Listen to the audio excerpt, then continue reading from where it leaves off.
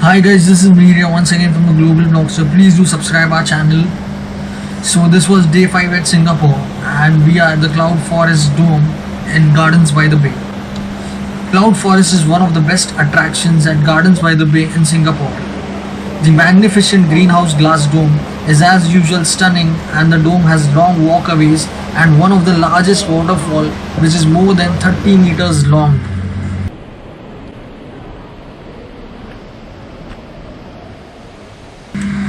Please watch the full video for how to reach here and things you should see here. We were lucky enough to witness the orchid of the Amazon garden area, which was there for a limited period.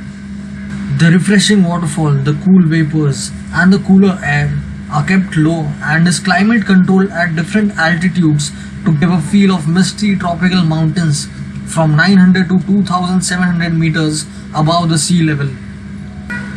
There is an educational theatre, different marble displays, a plethora of lilies, orchids, pitcher plants, sunflowers and tassel fern.